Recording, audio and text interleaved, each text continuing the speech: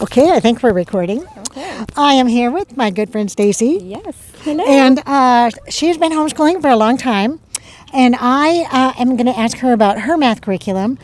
Do you want to start with Saxon math? Because you've used that Saxon. forever. I have. I actually started using that, I don't know, when I have two older boys and they're done, graduated. I love Saxon starting from kindergarten to probably about third, fourth grade, just because it's repetition. Okay. And hands-on, starts every morning with like coins and money and telling time, and just kind of gets the kids familiar with just normal everyday life math that they would use and apply. And then of course it introduces a new concept. Okay. And then builds from there. And then in about fourth grade I transition okay, good. to teaching textbooks.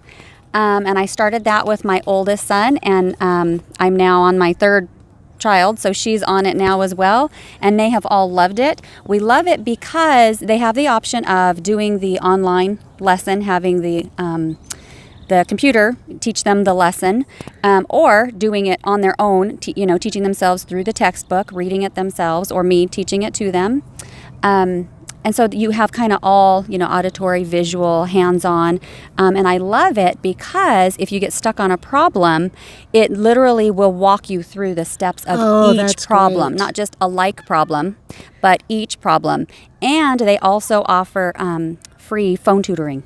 Oh, I didn't know about the phone tutoring. We have used that, and that's fantastic. Wow. So is it a live person then, obviously? It is a live person, and they talk to me, and I kind of fill them in on what we're struggling with, and then they'll talk to the student.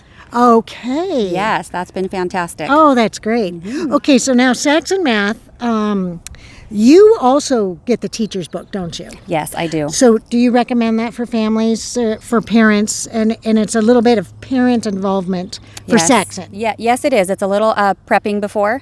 Get out the manipulatives, set the clock, have them, read back the time, put coins in a coin cup, and have them count out the money, and then teach the lesson to them, the new concept. And then pretty much they do a little math review of the past that they've learned, and then they do only a couple of problems of what you just introduced that day. Okay. Yeah. So I'm just going to ask the question, the $1 million question, I guess. Yes. Why do you switch at third or fourth grade to teaching textbooks? Why do you switch from Saxon? Okay, that was a good question. So when my oldest son approached Saxon fourth grade, and I might be wrong, this was a long time ago, but when he approached the fourth grade book, it became for some reason, they took out of a lot of the kind of hands-on, and it just transitioned to what I remember in school, just black and white textbook. Okay. And some of the problems, it didn't walk you through each problem.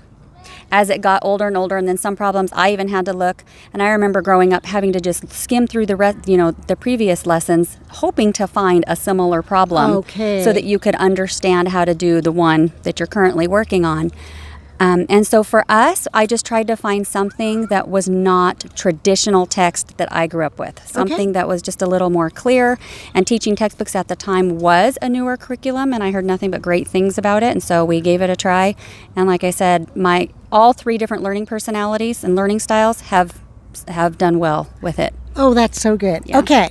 So Stacy also tried one more thing this year, and she ordered Shiller math, which I'm not real familiar with, but she's now the Shiller math expert, and she's going to give us... Not expert. Well, she's going to give us her opinion. Yes. Okay. So Shiller math, I learned about. I was at a homeschool convention, and I love the hands-on stuff. As I said, that's why I like the Saxon in the beginning. Love the manipulatives. I really think that just for my kids and from what I've seen, manipulatives and hands-on, just kind of solidifies the concepts, and visually they can see how math is played out. So Shiller math was one that I watched, a little demonstration done on it, and it's Montessori method is what it really is. Okay, that's good to know. That's good to know. Yes, so it comes with all kinds of curriculum, not curriculum, but all kinds of manipulatives for hands-on, which I love that part. And then it also is more of student driven. So you kind of make a math station for the child. You leave the lesson book there, and they go on as many pages as they want to, and they stop when they feel they've had enough. So we tried it for the entire first semester this year with both of my kids, 6th grade and 3rd grade, and both of them liked the hands-on. They just felt it was a little slow for them. And Ella wanted, they actually both asked to go back to their original math. Okay. So, and I let them. And so it was actually good to try. I would definitely suggest from the very beginning. From the very beginning, if they're going to do Shiller, start from the very beginning. Then it's new to them, and I think it's a fantastic curriculum and program. That's why I liked it. So I was a little like, oh, okay, you guys sure you don't want to keep on going the rest of the year? But it's not me that's learning all these new concepts, it's them. So you have to listen to what they're excelling in. Right. And so yes, I still have all the manipulatives, and we use it in their current math. We use it if I'm trying to explain something, that's not even in their math curriculums. So I love that part of it. But like I said, I think it just moved a little slow. They weren't used to that style of learning. So I think just even introducing the style and changing that style on them, they were kind of, can we just do what we've been doing already? And so I appreciate their honesty.